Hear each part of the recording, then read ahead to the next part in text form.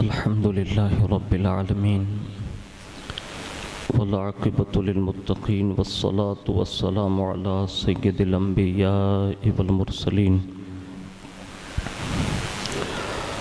وعلى آله وأصحابه وأزواجه وذرياته وأهل بيته وابنه الغوث الأعظم الجيلاني ومعين الملة والدين وشيخ الإسلام والمسلمين وعلى الحضرة الإمام أحمد رضا وعلى عباد الله الصالحين أجمعين أما بعد فأعوذ بالله من الشيطان الرجيم بسم الله الرحمن الرحيم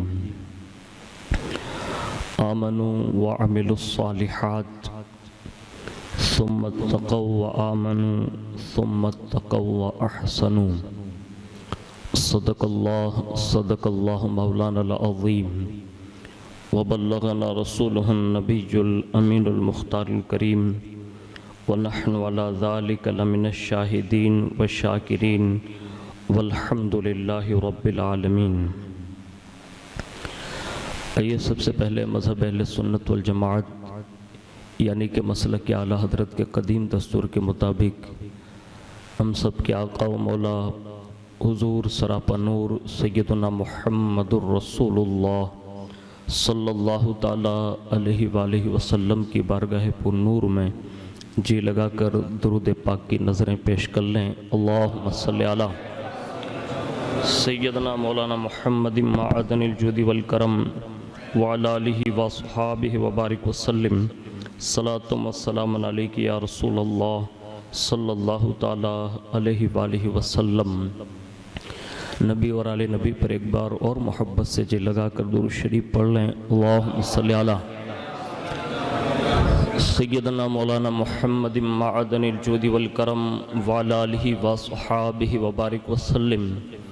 حصول برکت کے لیے ایک بار پورا مجمع مل کر درود پاک پڑھیں۔ اللہم صلی علی سیدنا مولانا محمد معدن الجود والکرم وعلی آلہ واصحابہ وبارک وسلم۔ صلاۃ و سلام علیک یا رسول اللہ صلی اللہ تعالیٰ علیہ وآلہ وسلم۔ واہ کیا مقام ہے حضرت عثمان بن عفان تیرا، واہ کیا مقام ہے حضرت عثمان بن عفان تیرا، بیاں کرتا ہے شان و شوکت اور مرتبہ قرآن تیرا، بیان کرتا ہے شان و شوکت اور مرتبہ قرآن تیرا۔ اور آواز نبی پر ہزاروں لٹتے تھے، گھر میں ضیافت ہوتی تھی۔ آواز نبی پر ہزاروں لٹتے تھے اور گھر میں ضیافت ہوتی تھی۔ کیا بچتا تھا سخاوت سے، کیا سجتا تھا سخاوت سے، پیارے دسترخوان تیرا۔ اور کسی نے یوں عرض کیا ہے کہ نبی کے نور دو لے کر وہ ذوالنورین کہلائے، نبی کے نور دو لے کر وہ ذوالنورین کہلائے، انہیں حاصل ہوئی یوں قربت محبوب رحمانی، انہیں حاصل ہوئی یوں قربت محبوب رحمانی۔ اور علو شان کیسے بیاں ہو عثمان پیارے کی، علو شان کیسے بیاں ہو عثمان پیارے کی، حیا کرتی ہے آپ سے رب کی مخلوق نورانی، حیا کرتی ہے آپ سے رب کی مخلوق نورانی۔ ایک بار اور محبت سے جی لگا کر درود پاک پڑھ لیں۔ اللہم صلی علی سیدنا مولانا محمد معدن الجود والکرم وعلی آلہ واصحابہ وبارک وسلم۔ صلاۃ و سلام علیک یا رسول اللہ صلی اللہ تعالیٰ علیہ وآلہ وسلم۔ اللہ رب العزت کی توفیق سے ہم اور آپ عید الاضحیٰ کے مبارک لمحات سے اور قربانی وغیرہ کے جو کام تھے ان سے فارغ ہوئے، اور یہ آخری دن ہے جو غالباً ایام تشریق کا آخری دن ہوتا ہے۔ ابھی ہم اور آپ عید الاضحیٰ سے فارغ ہوئے اور یہ تیسرے دن پر اللہ رب العزت نے ہم سب غریبوں کی عید جمعہ مبارک عطا فرمائی، اور یہ بھی اللہ کا کروڑہ کروڑ احسان عظیم ہے۔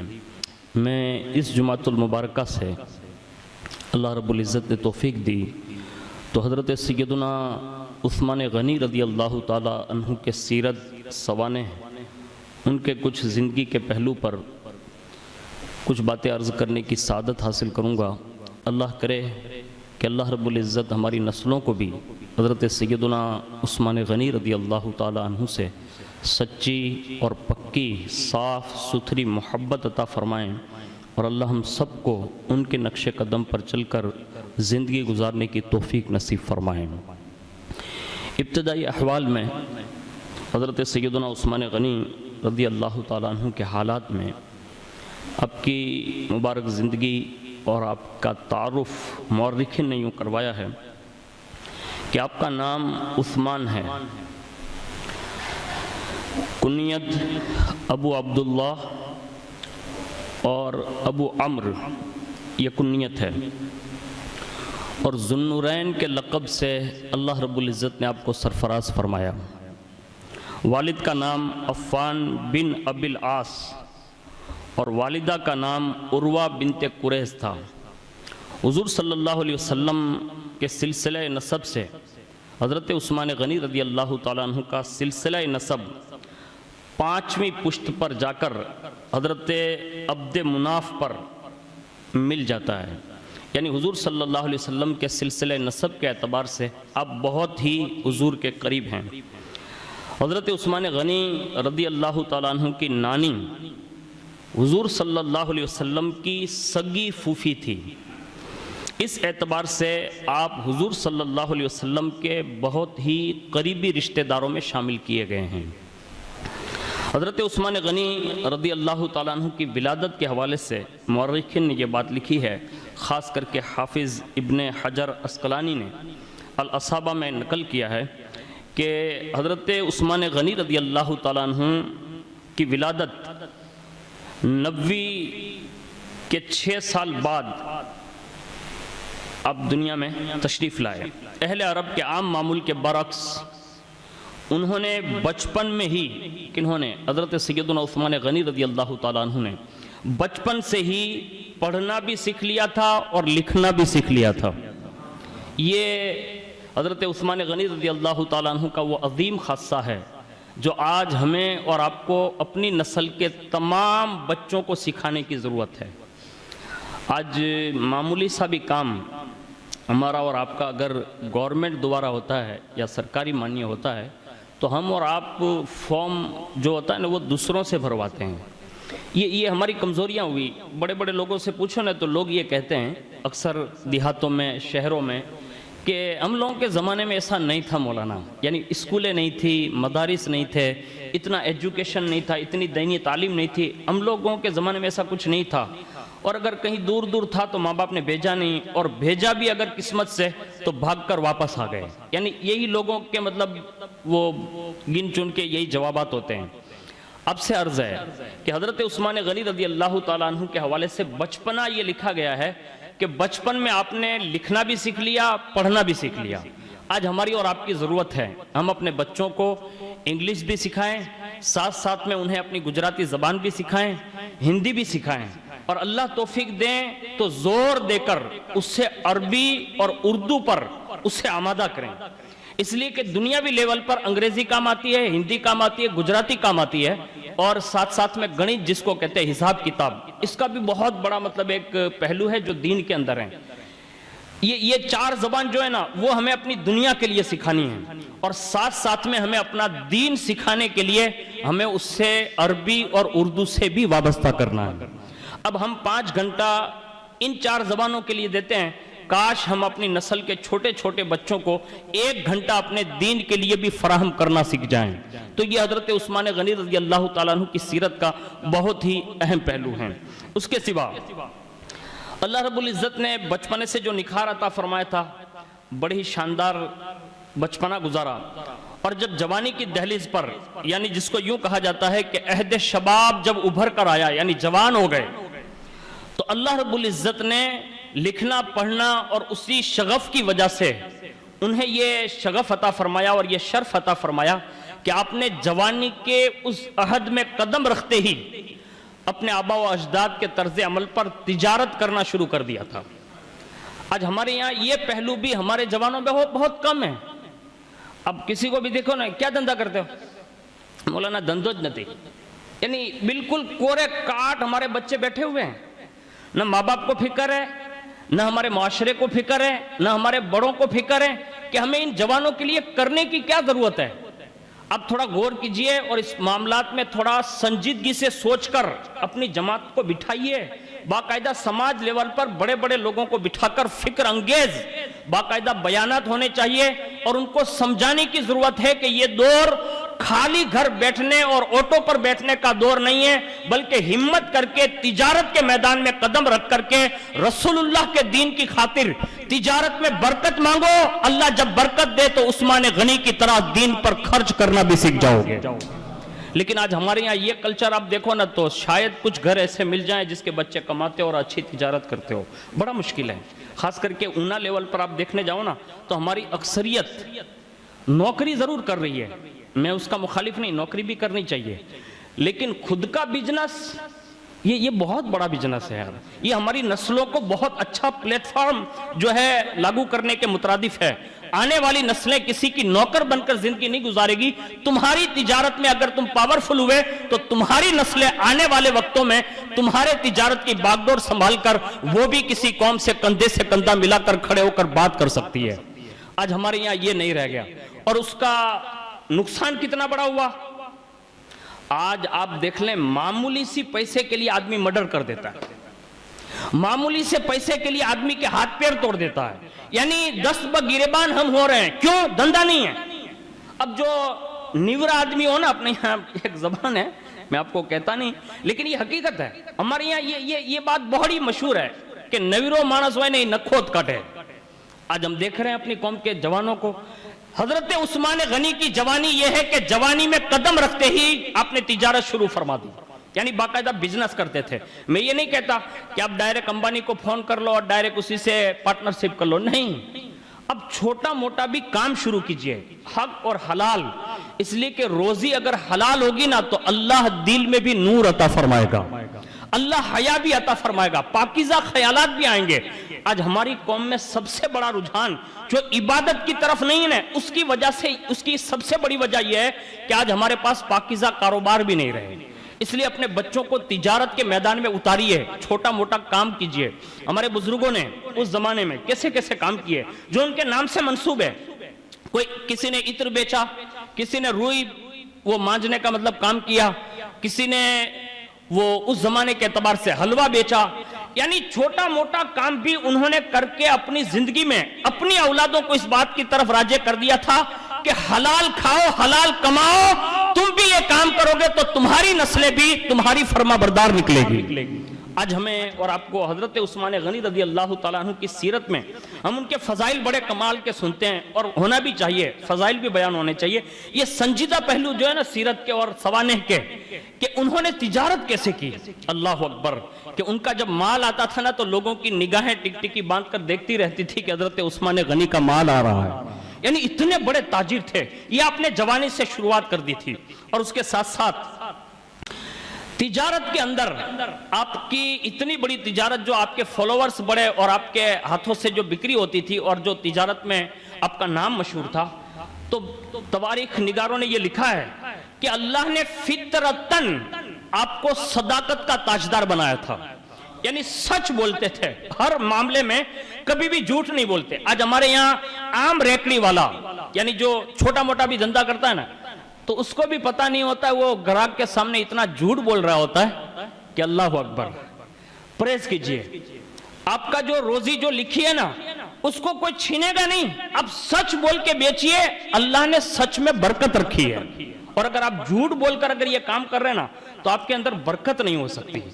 اس لیے ہمیں بڑے چھوٹے سے لے کر بڑے بزنس مین جو بھی تاجر ہیں ان کو صداقت کا مطلب دامن اپنے ہاتھ میں تھامنا ہوگا۔ دوسری بات، दयानत दारी, अमानत दारी और दयानत दारी, इसको भी अपने दामन में समोने की कोशिश करें। किसी के भी माल के मामलात में जब भी आप तिजारत कर रहे हो और किसी ने बतौर अमानत कोई चीज सौंप दी, आप उसमें कभी भी खयानत न करें, दयानत दारी से काम करें। इसलिए कि ये जब आपके नीयतों में फर्क आ जाएगा ना कि ये दूसरे का है और उसमें मैं अमीन के तौर पर रखा गया हूं, अब उसमें मुझे खलल नहीं डालना चाहिए और खयानत नहीं करनी चाहिए। आप यकीन जाने, आपने जो दिल में सोचा होगा ना कि इसका माल इतना कीमती हो सकता है, बड़ी कीमत में बिक जाएगा, लेकिन आपने अमानत के तौर पर उसके माल को उस तक पहुंचा दिया, तो अल्लाह आपके कमजोर माल में भी अल्लाह उससे बेहतर बरकत अता फरमाएगा। यह सिर्फ आपकी नीयत का ख्याल होगा। अगर हमने हजरत उस्मान गनी से मोहब्बत है तो हमें इस बात में दयानतदारी से काम लेना होगा। दूसरा, आपका अखलाक और किरदार, नेक रविश जिसको बोलते हैं, कि आप इतने नेक थे, इतने नेक थे, इतने नेक थे और बा किरदार थे कि आपसे मिलने वाला ही बस वो आपको देखते देखते आपके अखलाक को और आपकी जबान को देखकर ही आपसे मतलब ये तिजारत के मैदान में ज्वाइन हो जाता था। तो हमें और आपको ये चाहिए कि कभी कभी होती है ना कि आदमी को उलझन भी होती है, कभी टेंशन होता है, तो कभी भीड़ भी जाता है, यानी बात भी ऐसे निकल जाती है। हर ताजिर को ये चाहिए कि वो अपना लहजा नरम रखे, इसलिए कि जिसकी जबान मिठास वाली होगी ना, उसके ग्राहक भी ज्यादा होंगे। इसको भी हमें और आपको आदत डालनी होगी, और यही हमारे बुजुर्गों ने किया है। हमें और आपको सबको इन्हीं के नक्शे कदम पर चलकर जिंदगी गुजारने की कोशिश करनी चाहिए। दूसरा ये, उन्होंने माल कमाया, और कितना कमाया। एक रिवायत में लिखा है कि माल इस हद तक हजरत उस्मान गनी के पास आ चुका था कि एक बार अरिजा पेश कर दिया कि हुजूर अब दुआ फरमा दें कि ये माल सारा का सारा जो है ना खर्च हो जाए, या ये माल अल्लाह मतलब जल्दी तकसीम करवा दें, क्योंकि माल की मोहब्बत कहीं दुनिया में घर न कर जाए। यानी दुआ कराने के लिए पहुंच गए कि ये जल्दी से मेरे हाथ से निकल जाए। तो जैसे हुजूर ने ये इरादा फरमाया ना, तो हजरत जिब्रील अलैहिस्सलाम नाज़िल हुए और अल्लाह का पैगाम दिया कि उस्मान के माल के ज़ाये के लिए आप दुआ न करें, इसलिए कि इसका सारा पैसा आपके दीन के लिए लगने वाला है। यानी ये फितरत भी अपनी बनाएं, अपने दिल के तकाजों में ये बात भी डालें। अब जितना भी कमा रहे हैं ना, आप यकीनन अपनी मेहनत और मजदूरी से कमा रहे हैं, लेकिन हमें जब दीन के मामलात में हमारे और आपके पास खर्च की बात आती है तो बहुत कम लोग ऐसे मिलेंगे।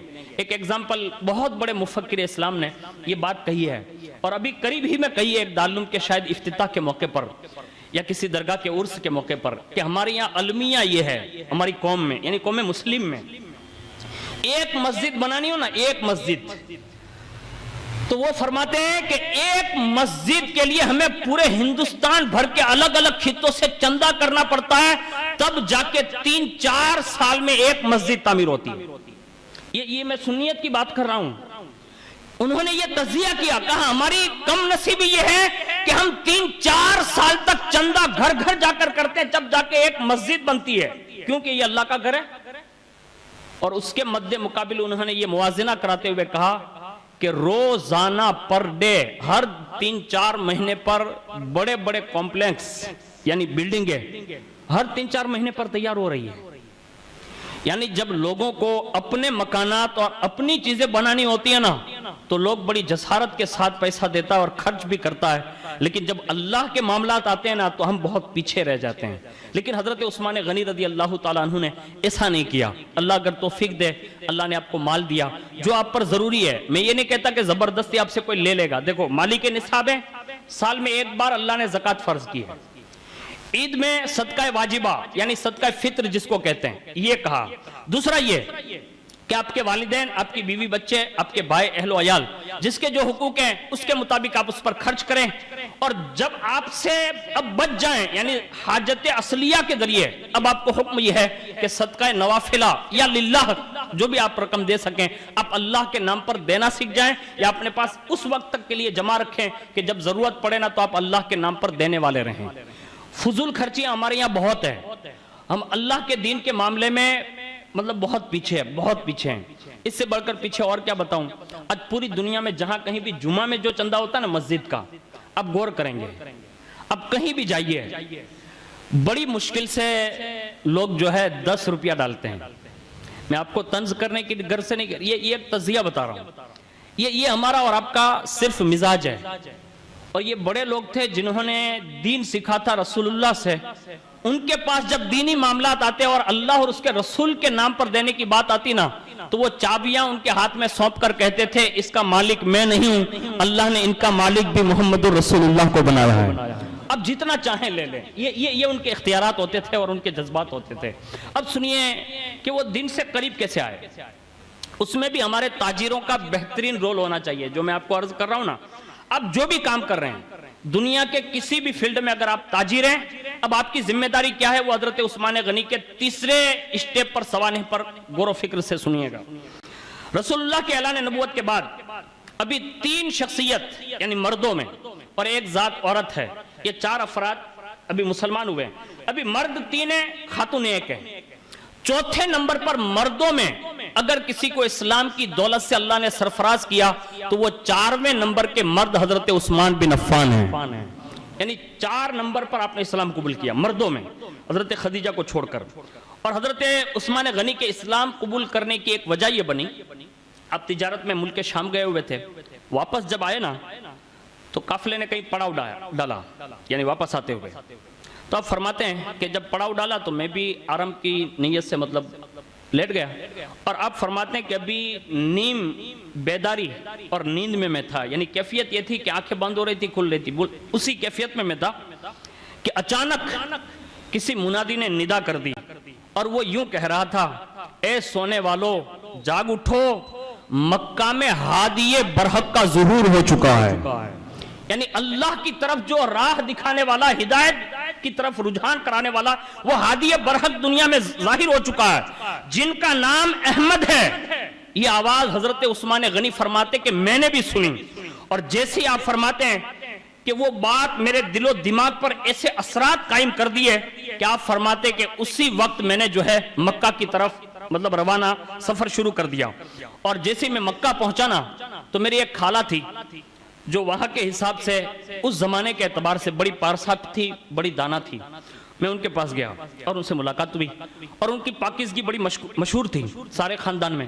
فرماتے کہ جب میں نے خالہ سے ملاقات کی نا تو ملاقات کے دوران انہوں نے رسول اللہ کی نبوت کا ذکر چھیڑ دیا، یعنی اس زمانے کی بزرگ عورتیں بھی رسول اللہ کا گھر میں بیٹھ کر چرچا کرتے، اور حضرت عثمان غنی کہتی ہیں کہ میری خالہ نے جب یہ تذکرہ چھیڑا تو انہوں نے یہ کہا حضور کا ذکر کرتے ہوئے، کہا محمد بن عبداللہ صلی اللہ علیہ وسلم یہ اللہ کے رسول ہیں، ان کے پاس حضرت جبریل علیہ السلام آتے ہیں، پھر کہا ان کا پیغام یہ روزے روشن کی طرح واضح ہیں، ان کے دین میں اللہ نے بھلائی ہی بھلائی رکھی ہے، اور فرمایا جو ان کا حکم مان لے گا اللہ اس کے مقدر میں کامیابی کی ضمانت عطا فرما دے گا، اور فرمایا گا جو ان کا مخالف ہوگا اور ان کے مد مقابل آئے گا تو فرمایا اللہ اسے دنیا میں بھی ذلیل کر دے گا اور آخرت میں بھی ذلیل و رسوا کر دے گا۔ یہ ان کی خالہ نے چند کلمات کہے۔ اب یہ کوئی لمبی چوڑی تو تقریر نہیں ہے نا، 1 2 3 سطر ہے جو اس کتاب کے حوالے سے ہیں۔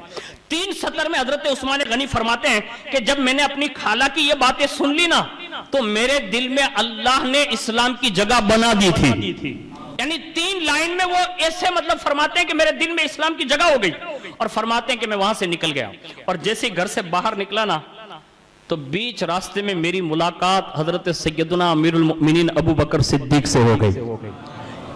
بس صدیق اکبر کیا ملے، سلام کلام بات چیت ہوئی، اور اس کے بعد کہتے ہیں کہ عثمان کہا کیا؟ کہا اللہ نے تم کو فراست والا نہیں بنایا، یعنی آپ کے پاس افہام و تفہیم کے معاملات بڑے سہانے ہیں، آپ کو اللہ نے یہ فراست نہیں دی کہ آپ سچ اور جھوٹ میں فرق کر سکیں؟ تو کہا بالکل۔ تو کہا آپ نہیں دیکھ رہے کہ آپ کی قوم ان بتوں کی عبادت کر رہی ہے جو نہ سن سکتے ہیں نہ کسی کو نفع اور نقصان دیتے ہیں؟ تو کہا وہ بھی دیکھ رہا ہوں۔ تو کہا کیا آپ بھی ایسا ہی کریں گے؟ تو کہا نہیں۔ تو ابو بکر نے کہا تو اب چلیے نا، جن کے دامن سے میں وابستہ ہوں میں تمہیں بھی دعوت دیتا ہوں کہ رسول اللہ کا کلمہ پڑھ کر مسلمان ہو جائیں۔ یعنی یہ ملاقات ہے۔ آج ہم اور آپ سب لوگ بازار میں جاتے آتے ہیں، بیٹھتے بھی اٹھتے بھی ہیں، دل پر ہاتھ رکھ کر تھوڑا سوچ کر بتانا کیا ہم نے حضرت ابو بکر رضی اللہ تعالیٰ عنہ کی طرح آج کے کسی مسلمان کو رسول اللہ کی طرف کھینچنے کی کوشش کی؟ نہیں۔ ہم نعرے تو بڑے لگاتے ہیں کہ حضور کا کھاتے پیتے ہیں، حضور ہی دلواتے ہیں، لیکن حضور کے دین کے لیے ہم نے کس کو بلایا؟ ہماری مسجدیں ویران ہیں. ابھی میں ایک جگہ اونا کی بات کر رہا ہوں, ایک علاقے میں حاضر ہوا تھا کل غالباً یہی وقت پر. بڑا افسوس ہوا. مسجد اتنی سہانی ہے کہ میں آپ کو کیا بتاؤں, بہت اچھی مسجد ہے الحمدللہ, لیکن آپ کو احساس ندامت کے لیے عرض کر رہا ہوں, یہ میرا دیکھا ہوا حال عرض کر رہا ہوں. میں جب ظہر میں وہاں پہنچا نا تو آپ کو سن کر حیرت ہوگی, 3 بوڑھے اور 2 جوان اور 5 بچوں کے سوا پوری مسجد میں کوئی نہیں تھا. جس قوم میں 30-32 ہزار مسلمان رہتے ہو, اور عید کے دن تو کیسے ہوتے ہیں, عید کے دوسرے دن کیا ہوتا ہے, ہمارے رشتہ دار ہمارے گھر آتے ہیں, بڑی مہمانوں کا مطلب وہ ہوتا ہے. میں کہتا ہوں جس قوم کو عید کے فوری بعد جن کی مسجدیں اتنی ویران ہو جائیں, اب اس سے لوگ اور کیا توقع کریں گے. اللہ کے لیے اپنی آنکھیں کھولو, اپنی مسجدوں کو ویران مت کرو. یہ بہت بڑے علاقے کی میں بات کر رہا ہوں جو آپ کے اونا میں ہے. ہمارے پاس مسجد بنانے کے لیے الحمدللہ ڈونر بہت بڑے بڑے ہیں, ہم دے بھی دیتے ہیں. میں نے یہ دے دیا, فلاں نے وہ دے دیا, فلاں نے وہ دے دیا. ہم یہی سمجھتے ہیں کہ بس ماربل سے مسجد سجا دی اور بڑی بڑی تختیاں لگا دی, بڑے مینار بنا دی, ہم نے سمجھ لیا یہی مسجد کے لیے کافی ہے. نہیں, مسجد کی زینت یہ محراب و منبر میں یہ ماربلز ہے اور یہ تختیوں سے نہیں ہوتی, بلکہ مسجد کی زینت لوگوں کے سروں کے سجدے میں جھکنے سے ہوتی ہے. ہمیں اپنی مسجد کو آباد کرنا ہوگا. اور یاد رکھیں, احساس جس کو ہوتا ہے نا یہ اس کا کام ہے. ایک بزرگ کے بارے میں یہ بات لکھی ہے کہ ایک بزرگ تھے, ان کی آنکھوں میں کوئی تکلیف ہو گئی, اور جب آنکھوں میں تکلیف ہوئی تو ڈاکٹر نے کہا کہ اس کی دوائی کرنے کے لیے ہمیں آپ کو تھوڑا وقفہ آپ کا چاہیے گا. کہا کیا مطلب؟ کہا کہ آپ کو جو سجدہ کرنے کی عادت ہے نا, یعنی نماز پڑھتے ہیں 5 وقت. کہا ہاں. کہا حضرت اتنا کام کیجئے گا کہ 5 وقت سجدے میں اب سر نہ رکھیے گا, بیٹھ کے یا کھڑے ہو کے جو بھی آپ کے معمولات ہیں اس میں صرف اشارے سے سجدہ کیجئے گا, اس لیے کہ آپ سجدے میں اگر سر رکھیں گے نا. کہا ہاں. تو کہا ہو سکتا ہے کہ بوجھ کی وجہ سے آپ کی آنکھوں کو اور نقصان ہو جائے گا, خون اتر آئے گا, اس لیے آپ ایک کام کیجئے گا کہ 3 دن کے لیے آپ سجدہ مت کرنا, خالی اشارے سے نماز پڑھنا. بزرگ نے کہا ٹھیک ہے. 3 دن کے لیے انہوں نے سجدہ نہیں کیا, لیکن ان کے اہل خانہ بتاتے ہیں کہ 3 دن تک انہوں نے روٹی بھی نہیں کھائی. اشارے سے نماز پڑھی لیکن سجدے میں سر نہیں رکھا, 3 دن تک کھانا نہیں کھایا. گھر والوں نے کہا کہ حضور کھانا بند کیوں کیا؟ اس نے تو صرف سر جھکانے سے منع کیا, نہیں سجدہ صرف نہ کرنا, اپنے نماز تو پڑھی ہے. تو انہوں نے کہا بیٹو جس کا سجدہ نہیں ہوا نا تو پھر اس کا رزق بھی نہیں کھانا چاہیے. اور مجھے حیا آتی ہے کہ بغیر سجدے میں سر رکھے ہوئے میں اس کی رزق کو کیسے کھا لوں. آج ہم اور آپ 3 ٹائم شبانہ روز ہم پیٹ بھر بھر کر اس کا رزق کھاتے ہیں. 8 دن میں صرف 2 رکعت پڑھنے کے لیے آتے ہو, ہمیں اور آپ کو شرم نہیں آتی یار کہ جو رب 8 دن مسلسل ہمیں 3 بار دن اور رات کھلاتا ہے, اور ہم جب اپنی مرضی آئیں تب کھا بھی لیتے ہیں, وہ رب کھلاتا ہے, لیکن یہ سر جو ہے نا وہ جھکنے کے لیے تیار نہیں. اللہ کے لیے یہ احتسابات جو ہے نا اپنے سینوں میں لے کر جائیے. خاص کر کے میرے جوان جو ہے نا, میں ان سے کہتا ہوں اللہ کے لیے آپ بیدار ہوئیے. آپ کا مردہ رہنا, آپ کی غفلت کی زندگی, یہ کہیں آپ کو اس غار میں نہ اتار دے کہ جس میں اترنے کے بعد پھر نکلنے کے کوئی چانسز نہیں ہیں. اس لیے ان نفوس قدسیہ نے جوانی ہی میں ان دامنوں کو ہاتھ میں لے لیا تھا کہ دنیا ایک طرف ہو جاتی تھی لیکن عثمان غنی کو دامن مصطفیٰ چھڑا نہ سکی. یہ نفوس قدسیہ ہے. یہ کنہوں نے کیا؟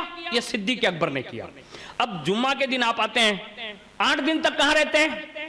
یہ دوست ہیں تو آپ ان سے ملتے ہیں, وہ آپ سے ملتا ہے, فلاں دوست ہے یہ ان سے ملتے ہیں, وہ ان سے ملتے ہیں. 8 دن تک میری اور آپ کی ملاقات نہیں ہے. میرا کام یہی تھا جو میں نے 8 دن آپ کو جذبہ دلا دیا. اب جو بھی 8 دن تک آپ کو ملے اور آپ نمازی ہیں, کم از کم آپ کا فرض یہ ہے کہ آپ اس کو نماز کی ضرور دعوت دے دیں. یہ آپ کا فریضہ ہے. اب بھلے تاجر ہیں, یہ صدیق اکبر کی سنت ہے. اور جیسے ہی یہ دعوت دی نا, قدرت کا کمال تو دیکھیے. کہا ابو بکر پھر انتظار کس بات کا, چلیے حضور کی بارگاہ میں چلتے ہیں. اور جیسے حضور کی بارگاہ میں پہنچے نا تو مولا کائنات وہاں بچپنے میں حاضر ہی تھے. اب مجھے بتاؤ, جہاں ایک طرف صدیق اکبر ہو, ایک طرف مولا کائنات ہو, بیچ میں عثمان بن عفان ہو, اور سامنے رسول اللہ جلوہ فگن ہو, جا کے ابھی بیٹھے سلام کلام ہوا, حضور نے پہلا جملہ ارشاد فرمایا حضرت عثمان غنی کے لیے. کہا عثمان مجھ سے اللہ کی جنت قبول فرما لے. یہ نہیں کہا کلمہ پڑھ, کہا اللہ کی جنت قبول فرما لے, اس لیے کہ مجھے اسی لیے ہی بھیجا گیا ہے کہ میں تمہیں اور ساری مخلوق کو راہ حق کی طرف رہنمائی کروں اور تمہیں سیدھا راستہ دکھا کر اللہ کے قرب میں تمہیں پہنچا دوں. یہ حضور کے کلمات تھے، تیر کی طرح لگے. وہیں ہاتھ بڑھا کر عرض کیا یا رسول اللہ کلمہ پڑھائیں، عثمان دین اسلام میں داخل ہونے کے لیے تیار ہے. یہ ایک دعوت صدیقی پر اور چند حضور کے کلمات پر حضرت عثمان غنی جیسی عبقری شخصیت دامن اسلام سے وابستہ ہو گئی. اللہ تعالیٰ مجھے آپ کو سب کو ان کی ان سوانح پر عمل کی توفیق عطا فرمائیں. آمین یا رب العالمین.